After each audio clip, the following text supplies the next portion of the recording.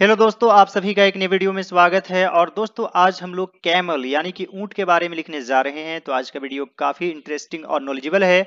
आप लोग सभी इस वीडियो को पूरा जरूर देखिएगा। मैं आप लोगों को एक एक रूल बताऊंगा, आपको कोई दिक्कत नहीं होगी।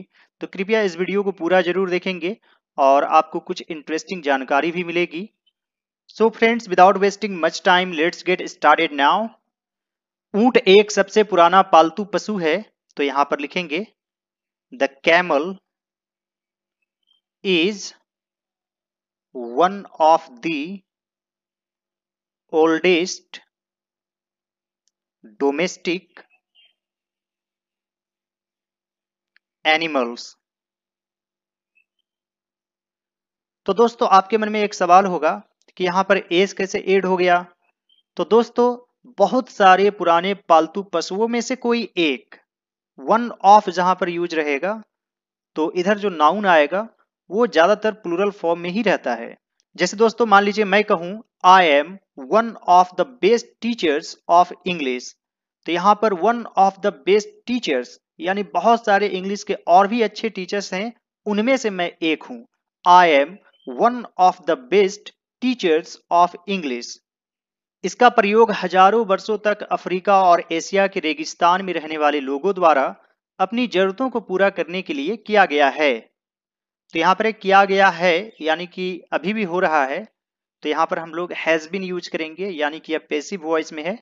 जैसे एक पत्र लिखा गया है, तो इंग्लिश में क्या लिखते हैं? A letter has been written. एक पत्र लिखा गया है। तो यहाँ पर has been plus verb 3 use होता है। तो उसी प्रकार यहाँ पर भी यूज होगा। प्रयोग करना का यूज होता है तो यूज्ड यूज होगा।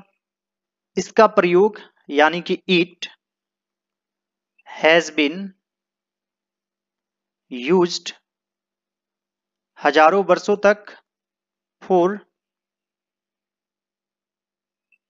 thousands of years। अफ्रीका और एशिया के रेगिस्तान में रहने वाले लोगों द्वारा, by the desert people, shortcut में डेजर्ट पीपल भी लिख सकते हैं, of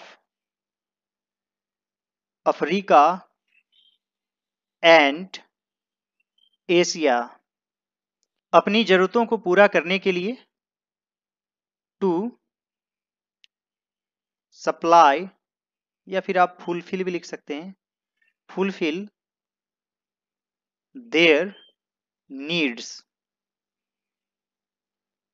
It has been used for thousands of years by the desert people of Africa and Asia to supply their needs।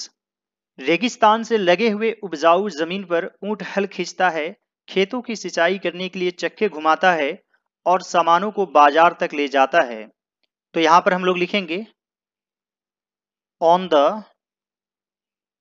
Fertile edge of the deserts. ऊंट हल खींचता है, the camel pulls the plough. खेतों की सिंचाई करने के लिए चक्के घुमाता है, turns the wheels to irrigate the fields. Irrigate का मतलब होता है सिंचाई करना, और टर्न मतलब एक तरह से घुमाना, और सामानों को बाजार तक ले जाता है, and carries the loads to market. On the fertile edge of the deserts, the camel pulls the plow, turns the wheels to irrigate the fields, and carries the loads to market। रेगिस्तान में अभी भी यह साधारण लोगों के लिए एकमात्र यातायात का साधन है। रेगिस्तान में, in the desert, it is अभी भी, still only means of transportation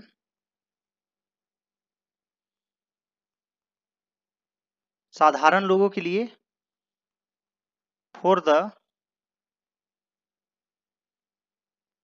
common people. In the desert, it is still a only means of transportation for the common people. आप चाहें तो यहां पर द का भी यूज कर सकते हैं। दोस्तों यहां पर मीन्स इसका मतलब होता है साधन, और यदि सिर्फ मीन रहेगा तो इसका मतलब होता है का अर्थ होना, यानी कि मीन से मीनिंग बनता है, और मीन मीन्स नीच आदमी भी होता है, और जब इसमें एस लग जाता है तो इसका मतलब हो जाता है साधन। वे भोजन, दूध और कपड़े, ऊन और चमड़े के रूप में आपूर्ति करते हैं। They supply food, milk and clothing. ऊन और चमड़े के रूप में यानी कि in the form of wools and leather. Supply मतलब आपूर्ति करना। They supply food, milk and clothing in the form of wools and leather. आप चाहें तो यहां पर इट सप्लाईज का भी यूज कर सकते हैं। यदि सिंगुलर फॉर्म में लें तो it supplies food, milk and clothing in the form of wools and leather. यह उपयोगी पशु रेगिस्तान के जीवन के लिए अच्छी तरह से अनुकूलित होते हैं। This useful animal is well adapted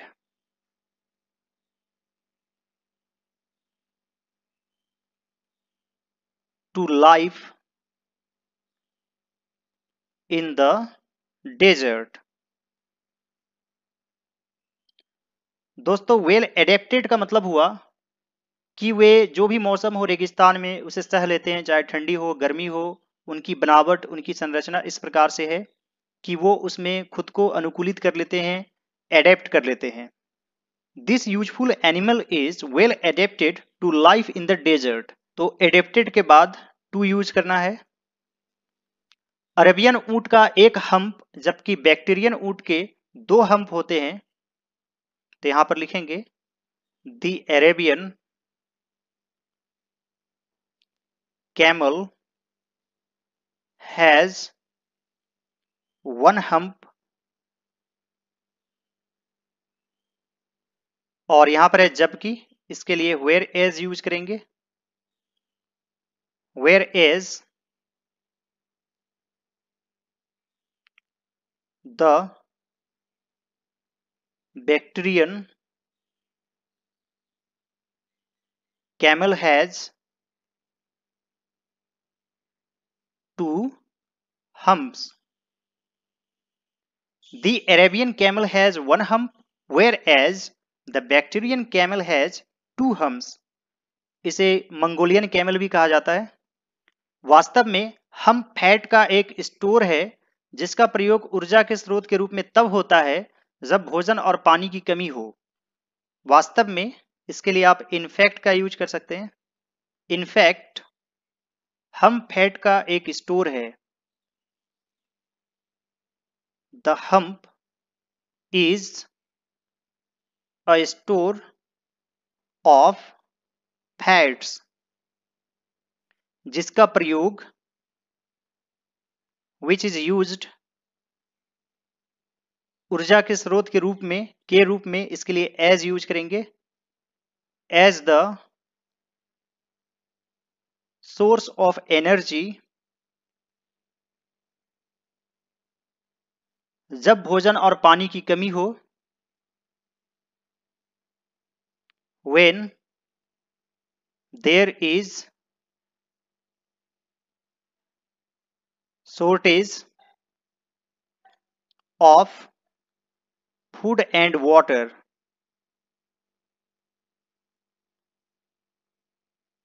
In fact, the hump is a store of fats which is used as the source of energy when there is shortage of food and water. जब ऊंट प्यासा हो तो यह 10 minute में 100 litre तक पानी P सकता है। जब ऊंट प्यासा हो, when the camel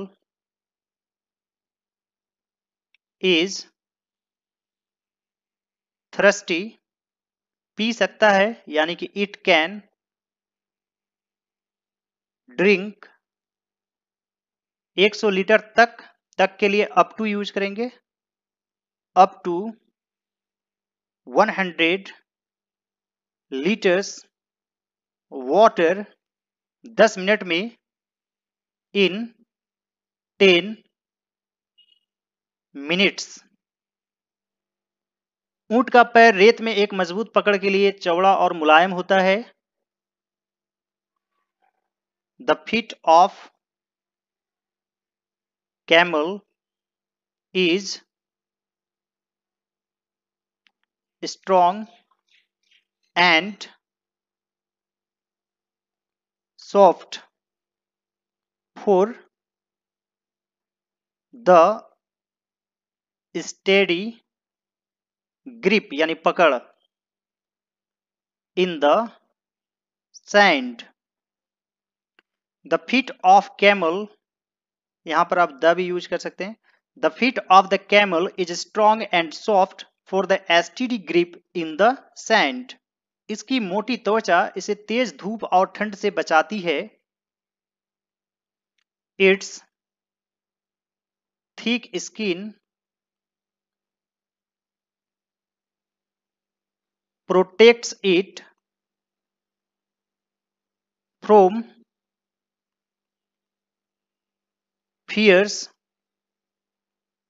sunlight and cold. Its thick skin protects it from fierce sunlight and cold. ऊंट की आंखों में धूल को दूर रखने के लिए 3 पलकें होती है। The eyes of camel have 3 eyelids to